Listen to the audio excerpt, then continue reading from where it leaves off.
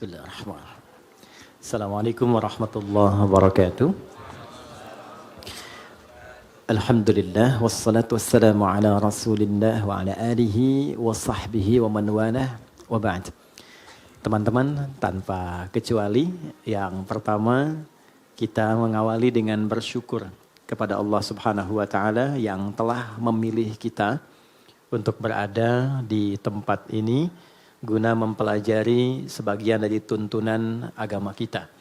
Semoga keberadaan kita yang terpilih oleh Allah berada di sini di tengah kesibukan beraktivitas memberikan keberkahan lebih kepada kita semua dan mengantarkan kita pada kebahagiaan yang menyukseskan.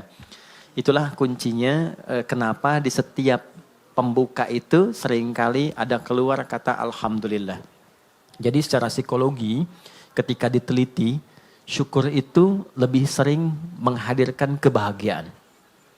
Nah sekarang yang kurang dalam kehidupan itu seringkali adalah kebahagiaan. Dan kebahagiaan itu diingatkan oleh Allah itu 5 kali dalam sehari. Karena seringkali capaian-capaian, target-target kehidupan kita yang kita kejar itu mungkin bisa didapati, tapi boleh jadi dari setiap hal yang didapatkan belum tentu itu bisa melahirkan kebahagiaan untuk kita. Nah, kesuksesan yang melahirkan kebahagiaan itu disebut dengan falah namanya. Falah. Jadi ada falah, ada fauz, ada fariha, farah. Oke? Ini fauz nih turunannya ada faiz, fauzan, faizin. Itu artinya sukses. Ya. Bekerja sukses misalnya, ya. Belajar sukses, berkarir sukses. Itu disebut dengan faz. Orangnya faiz. Fauzan, faizin. Pemiliknya. Jadi kalau ada yang namanya fauzan, faizin, faiz, faizah. Itu artinya orang yang diharapkan sukses dalam aktivitasnya. Tapi kesuksesan itu belum tentu melahirkan ketenangan, kebahagiaan. Tenang, bahagia. Jika ada orang yang dia merasakan ketenangan, kebahagiaan. Walaupun mungkin tidak sukses mencapai apa yang ia tempuh dalam karirnya. Dia punya bisnis, dia nggak sukses. Tapi perasaan bahagia aja, tenang aja gitu. Ya. Dia belajar, IPK pengen 4, jatuhnya 3,2 misalnya. Nggak nyampe, tapi tenang aja. Ya, sukses yang belum tentu didapatkan dari kebahagiaan. Farah namanya. Sifatnya farahan.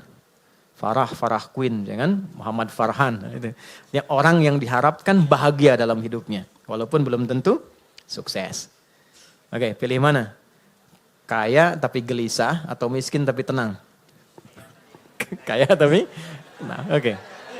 Oh ya, ya, yang malu-malu jawab pengen sebetulnya kan. Oke, nah Allah tuh maha tahu. Jadi nggak harus ditanya, Allah tuh maha tahu. Sebelum dijawab sudah diharapan, sebelum mimpi sudah dibangunkan. Makanya Allah bangunkan kita dari mimpi, naikkan harapan jadi kenyataan. Diingatkanlah 5 kali dalam sehari, ya kan? Padahal mandi aja 2 kali kan. Makan 3 kali. Tapi untuk sukses dan bahagia 5 kali diingetin. Gabungan 2 ini disebut falah namanya. Dan ini, pengingat ini, 5 kali ini tidak pernah berhenti dalam 24 jam. Diperdengarkan di telinga kita. Telinga bahasa Arabnya itu udhun. Jamaknya karena banyak yang punya telinga dijamakkan adhan. Adhan. Kenapa adhan disebut adhan? Karena inilah satu-satunya panggilan di muka bumi yang didengar oleh orang yang masih punya telinga dan pendengaran. Itulah rahasianya kenapa waktu azan itu ada perbedaan di setiap tempat. Coba, kita sekarang di Tanah Kusir misalnya kan. Geser dikit Tanah Abang. Beda kan waktunya kan? Terus Tanah Abang yang di Jakarta dengan Tanah Abang yang di Palembang beda waktu kan? Palembang ada Tanah Abang juga kan? Ada, beda.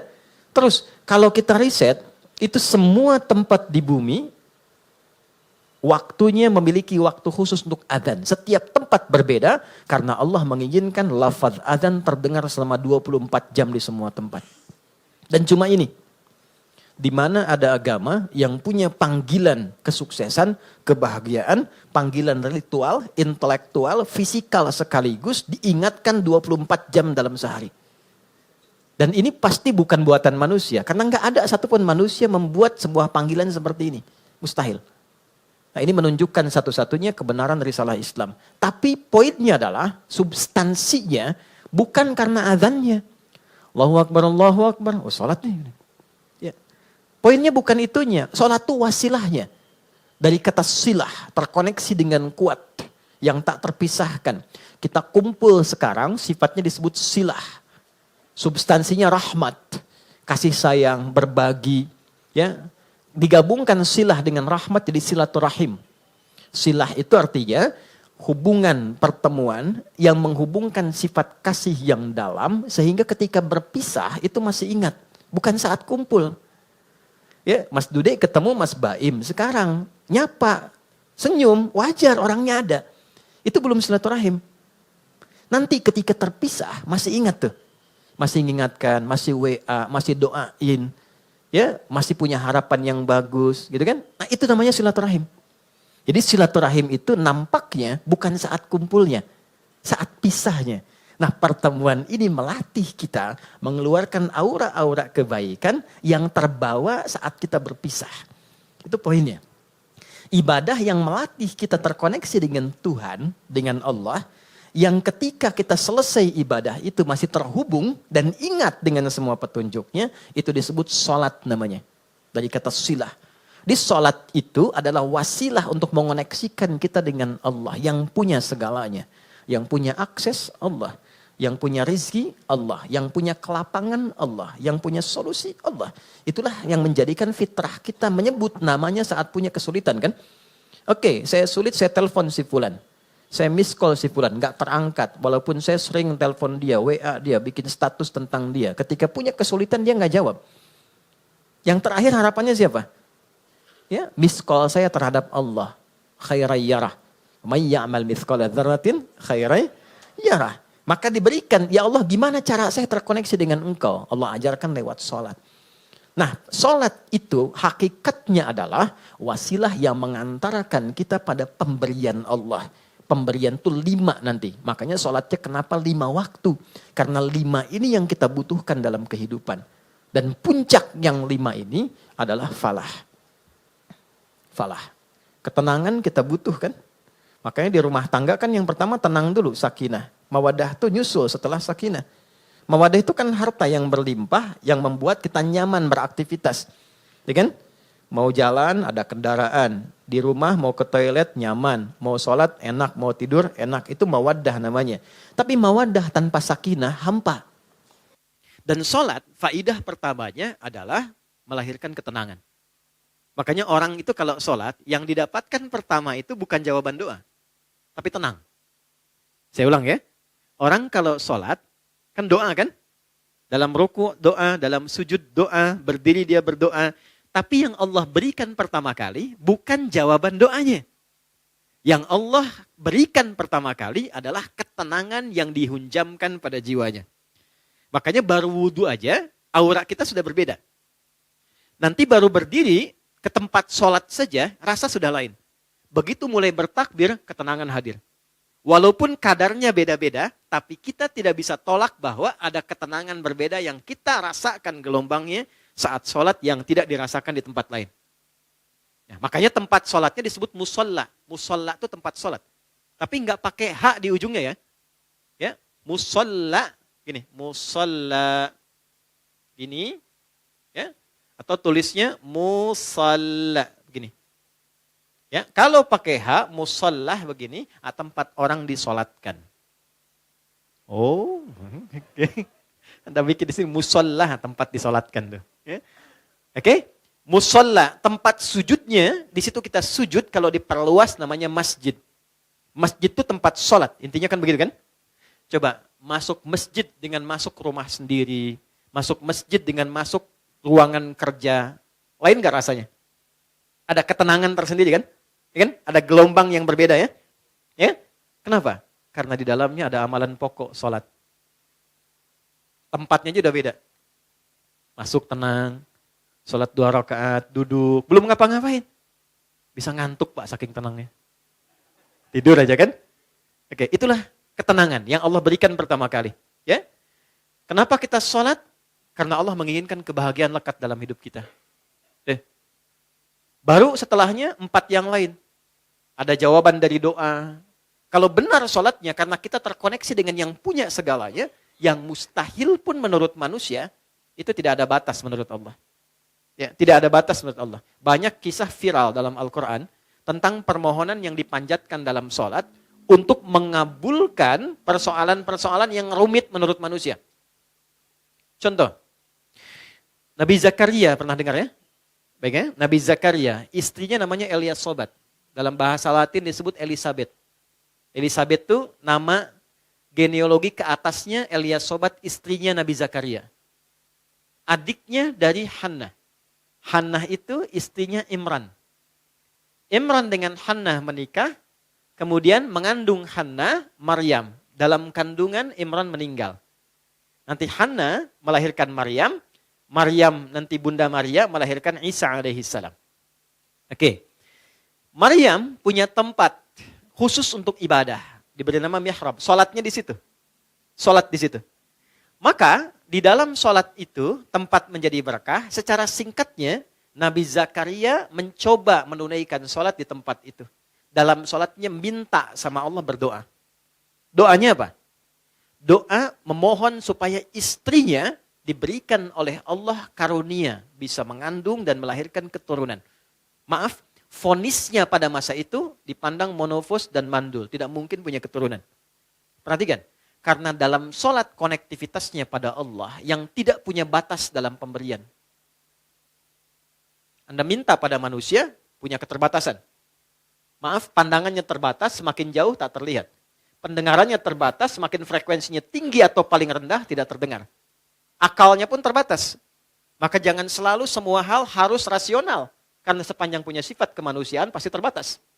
Kenapa pendengaran terbatas, pandangan terbatas, akalnya nggak mau terbatas, itu yang salah. Oke, ketika semua terbatas, kita harus minta pada yang tidak punya batas. Tuhan, Allah. Makanya kalau mentok tuh pasti yang disebut Allah kan? Kalau mentok tuh pasti Allah. Kenapa? Karena kita sadar, fitrah kita menuntun, cuma ini yang tidak punya batas. Nah, Allah punya 90 sifat, 99 sifat pemberian. Allah punya 99 sifat pemberian disebut dengan Asmaul Husna. Quran surah 17 di ayat 110. 99 ini adalah nama khusus sesuai dengan kebutuhan kita. Jadi nggak harus semua dibaca. Butuh rizki, sebut ya Allah, ya Razak. Butuh ilmu, ya Allah, ya Alim. Punya masalah, pengen solusi, ya Allah, ya Al-Fattah. Pengen kesabaran ditambah, ya Allah, ya Sabar. 99. Qulid Allah, sebut namaku, kata Allah. Awid Ar-Rahman, kalau sedang dalam lukanya, sebut ya Rahman yang maha lembut, yang maha kasih. Engkau yang memilih aku jadi hambamu. Engkau yang mengasihiku. Ya Allah, dengan kelembutan dan kasihmu tuntaskan masalahku. Rahman. Ayyamma tad'u, tapi kalau engkau tahu, falahul asma'ul husna. Pilih nama sesuai kebutuhanmu. Maka Nabi Zakaria memilih satu nama Allah sesuai dengan sifat yang dibutuhkan. Wahhab, pemberi tanpa batas. Karena orang mengatakan ada batasan, maka dipilih nama ini tanpa batas. Kalau meminta dengan nama, sebut ujungnya hab. Makanya sering kita minta, Rabbana hab lana min azwajina. Karena beliau khusus minta ya untuk dirinya, untuk istrinya, maka beliau katakan, Rabbi habli. Kan? Hunalika da'a Zakaria Rabbah, qala Rabbi habli min ladunka dzurriyyatan thayyibah, innaka sami'ud du'a. Itu ada di Ali Imran di ayat yang ke-38. Ya Allah, mereka mengatakan dan memvonis aku dan istriku tak mungkin punya keturunan. Maka dalam sholatku ini aku terkoneksi denganmu, aku minta padamu yang tidak punya batas dalam pemberian. Ini. Apa yang terjadi? Innaka sami'ud du'a. Ya Allah, engkau pasti dengar doaku. Perhatikan kalimatnya, dalam sekali. Nanti kalau berdoa, sisipkan rasa ini. Jadi Allah tuh sangat cepat menjawab pada doa-doa yang disifati dengan rasa yang dalam. Ya Allah, engkau pasti mendengar doaku. Kalau pada yang maha mendengar tidak terkabulkan juga, kepada siapa lagi aku mesti memohon? Gitu ya? Oke? Ya Allah, Engkau yang titipkan dia kepadaku. Engkau yang jadikan dia sebagai anakku. Engkau yang jadikan dia sebagai pasanganku.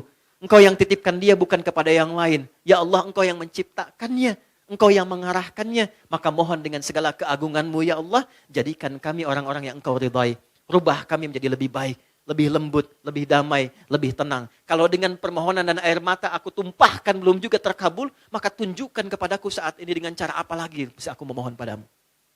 Itu. Saya sering mengambil rasa itu dalam diri itu.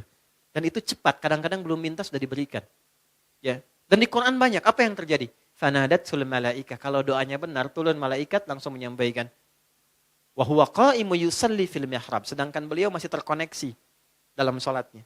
Jadi sholat, selain memberikan ketenangan, itu juga mempercepat terkabulnya doa. Doa yang bagaimana yang cepat dikabulkan? Yang didahului dengan ketenangan. Tenang dalam sholat disebut tumakninah. Makanya sholatnya jangan seperti dikejar proyek. Karena proyek sholat itu proyek akhirat, bukan dunia. Ketika teman-teman membawa sifat akhirat ke dunia, maka merendahkan akhirat dengan dunia. Itu poinnya, itu yang menjadikan doa sulit dijawab. Bawa ke urusan akhirat, tepikan dunia. Itulah di awal jumpa kita katakan kenapa tangannya diangkat ke belakang begini, buang urusan dunia ke belakang. Karena yang kita kerjakan sekarang urusan akhirat. Itu hikmahnya, buang urusan dunia ke belakang. Problemnya ketika takbir dunia masih di bawah. Allahu Akbar. Aduh, konten belum jadi nih. Sepatu ketinggalan nih, gitu kan? Aduh, di mana tadi nyimpen kendaraan, kan? Masuk. Padahal kata Nabi sederhana, buang urusan dunia ke belakang. Ya, angkat tangannya, buang urusan dunia ke belakang, pasrahkan kepada Allah. Lipat tangan begini, ya kan? Kan sudah kita belajar ini ya. Yang baru bergabung, teman-teman izin tidak bermaksud untuk mengajari, mengingatkan lihat tayangan sebelumnya. Kenapa kiri didahulukan daripada kanan? Sudah kita bahas. Kiri gambaran hal yang kadang-kadang divisualisasikan atau digambarkan hal yang kurang baik. Aliran kiri, tangan kiri, pekerjaan kiri kadang kurang bagus kan ya gambarannya. Maka kanan gambaran yang baik. Asal sholat itu asalnya begini. Tidak bersedekap. Terjadilah satu peristiwa, seseorang pernah berbuat salah. Kesalahannya fatal. Lalu ia datang mengadu pada Nabi untuk konsultasi. Ya Nabi, hukum saya sekarang daripada saya malu dihukum Allah di akhirat. Sahabat itu dulu begitu. Saya pengen selesai di dunia, gak mau dibuka di akhirat. Karena kalau di dunia ditutup, viral di akhirat itu lebih banyak. Semua dibuka kan? Semua. Sekarang mau ditutup bagaimana? Yang tahu mungkin kita pribadi, teman dekat. Tapi di akhirat semua tahu. Oh gitu Adi Hidayat. Kelihatannya baik. Tapi dibuka satu-satu. Diperlihatkan. Ya, yang baik, yang buruk dibuka. Makanya visi sahabat, saya tidak mau di akhirat dibuka karena viralnya makin luas. Pengen diselesaikan di dunia. Jadi ketika Nabi akan sholat, datanglah orang sahabat ini, tidak disebutkan namanya. Kalau tidak disebutkan, perhatikan rumusnya ya, di tafsir, Quran dan hadis, kalau ada kejadian, tidak disebutkan siapa orangnya, kapan kejadiannya, tapi viral perbuatannya, ini ingin menunjukkan kesan bahwa perbuatan itu akan berpotensi lagi terjadi di masa depan dengan sosok yang berbeda, tapi dengan substansi yang serupa. Ya. Dia berbuat salah, kita pernah salah nggak? Pernah. Ya? Ada orang dulu gibah, pernah gibah nggak orang sekarang? Bahasa sekarangnya gosip, ya kan? Oke, mencela dulu ada, sekarang ada nggak yang mencela? Ada, tapi kan nggak disebutkan siapa dulu yang pernah mencela. Artinya celaan itu akan terjadi lagi di masa depan. Ya, masalah dengan kawan, masalah dengan tetangga, masalah suami istri, masalah dengan anak, masalah dengan ibu mertua. Nggak pernah disebutkan siapa tokohnya, tapi suratnya ada, ayatnya ada. Untuk memberikan kesan kalau terjadi, begini cara menyelesaikannya. Maka dia katakan, ya Rasulullah, hukum saya salah. Hukum saya salah. Tibalah waktu sholat. Kata Nabi, kita sholat dulu, nanti habis sholat, baru kita selesaikan. Maka saat sholat itulah turun Quran surah ke-11, Hud. Ayat 114. Aqimis sholata tarafain nahar, wa zulafam minal lail. Perhatikan, ini indahnya. Innal hasanati yudhibnas sayyi'at. Tunaikan sholat, jangan tinggal. Tunaikan sholat, jangan pernah tinggal. Yang 5 waktu itu. Apa yang dahsyat dalam sholat itu? Allah lompat dulu untuk menghibur hati kita. Gak ada orang yang tidak pernah salah, kata Allah. Ya, kecuali Nabi Rasul yang dijaga dari kesalahan, namanya maksum. Di sepanjang bukan Nabi, sepanjang bukan Rasul, pasti salah. Cuma menuntut seseorang itu untuk selalu benar. Karena sifat manusia pasti salah. Ya kita turunkan babnya ya. Ya, saya ambil contoh. Kami baru pulang dari Mekah, dari Madinah. Terus kita belajar tuh di pelataran Masjid Nabawi, Masjidil Haram. Saya tarik sedikit aja ya, tarik sedikit aja. Nabi itu mengajarkan fikih parenting dengan keluarganya, itu begitu indah. Nggak ada ketegangan, nggak ada kegaduhan, dan rata-rata canda. Makanya saya ngobrol dengan beberapa teman, saya bilang, kenapa sekarang kalau orang belajar parenting serius banget? Bawaannya tegang melulu gitu. Ini kewajiban suami, ini kewajiban istri, ini neraka, ini surga. Padahal yang ditampilkan oleh Nabi, kebanyakan 85%-nya itu canda semua. Karena memang kehidupan rumah tangga itu kehidupan bercanda. Laibun walahun. Canda. Saya teman-teman, kalau di rumah, itu seriusnya sama istri dan anak cuma dalam 3 hal. Sholat, Quran, kedua jangan maksiat. Jangan bohong, 1. Itu. Yang lainnya, turunan-turunannya. Lebihnya canda. Anda boleh tanya sama istri saya. Kalau beliau tanya, istri saya tanya, pasti saya plesetin canda semua. Canda semua. Anak-anak canda semua. Itu semua canda. Kenapa? Karena kehidupan rumah tangga itu gak serius-serius amat. Karena si amat pun tidak serius. Banyaknya canda. Contoh gini. Istri Nabi ada berapa? 9. Ada yang lain? Jangan khawatir ya, saya gak bahas bab poligaminya, tenang aja. Oke ya. Si Nabi 9 yang berkehidupan, 11 dengan beliau, 1 yang milkul yamin. Ya. Pembahasan detailnya nanti. Singkatnya begini. Dari sekian itu kenapa Nabi diizinkan menikah lebih daripada 4 istri? Kenapa diizinkan?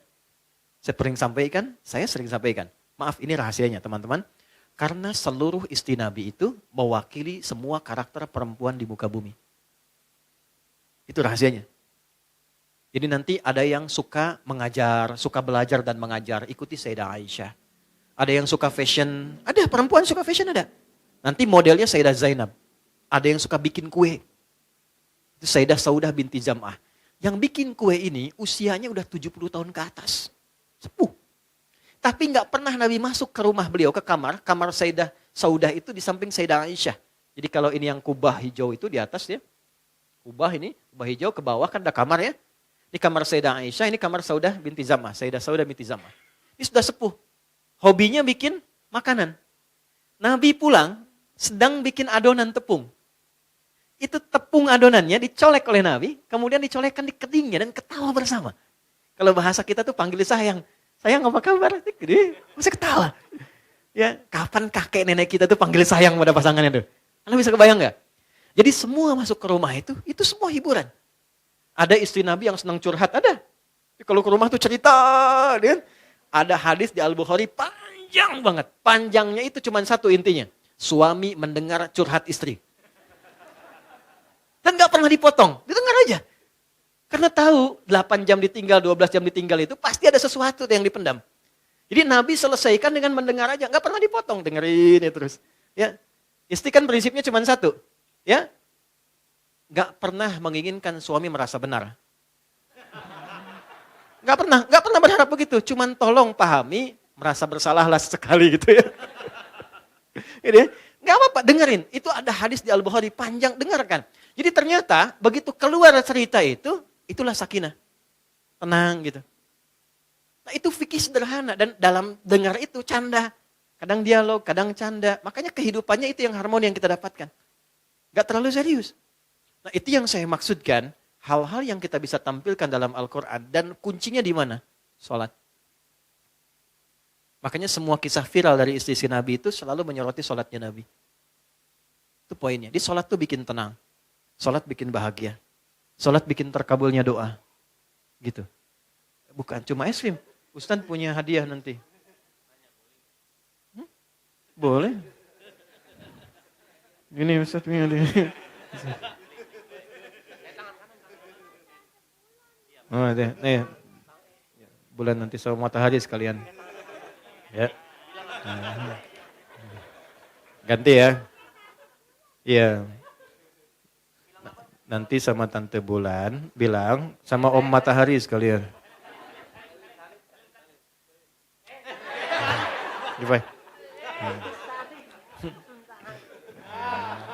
Alhamdulillah. Alhamdulillah. Anak gak jauh dari bapaknya.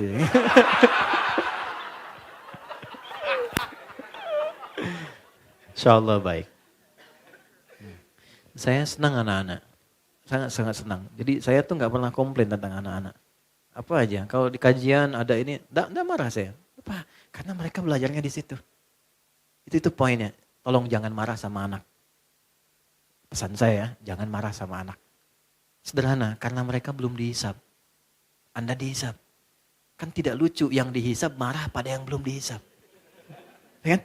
Anak tuh kalau salah, Allah nggak marah karena dia sedang belajar. Masa Allah yang Tuhan tidak marah pada yang tidak dihisab? Kita yang bukan Tuhan marah pada yang tidak dihisab dan kita dihisab. Gitu. Jadi kalau anak itu ada sesuatu yang berbeda, yang pertama dilakukan istighfar dulu. Karena anak hanya mendengar dan melihat apa yang dia lihat dan dia dengar. Lalu setelah itu mohonkan kepada Allah kebaikan. Biasanya kalau orang tua itu sudah memulai dengan kebaikan, itu langsung anak tanpa diminta jadi baik. Itu rumus. Jadi kalau pengen anak itu soleh, kuncinya satu. Orang tuanya memperbaiki diri menjadi baik. Itu langsung gak diminta jadi baik. Itu udah pasti. Rumusnya udah begitu. Ayatnya banyak di Quran. Ya. Naik sini lagi. Ini sholat. Jadi sholat yang baik membuat kita lebih tenang. Sholat yang baik membuat kita lebih enak berdoa. Sholat yang baik membuat kita, nah ini yang terakhir, lebih dekat pada kesuksesan dan kebahagiaan. Nanti dua lagi kita simpan jauh-jauh karena topik kita bukan di situ saat ini. Kumpulan dari semua itu akumulasinya disebut dengan falah. Ini yang diperdengarkan 5 kali dalam sehari. Jadi ketika muadzin memperdengarkan hayya 'alas shalah, hayya 'alas shalah. Anda tanya kenapa sih mesti sholat? Itu sebelum bertanya, Allah langsung jawab lewat suara muadzin itu. Hayya 'alal falah. Supaya engkau bahagia. Supaya engkau sukses. Supaya engkau tenang hidupnya. Di kehidupan pribadimu, rumah tanggamu, di kehidupan sosialmu, pekerjaanmu. Teman-teman kalau mau cek, keluarkan semua ayat Quran tentang sholat. Semua problemnya tuntas di atas hamparan sajadah. Ya. Teman-teman yang perempuan pernah dengar Nabi Yakub gak? Masalahnya dengan anak kan? 12 anak, kasus Yusuf kan? Itu ditumpahkannya di mana? Lihat Quran surah 12 ayat 86 itu. Di atas sajadah.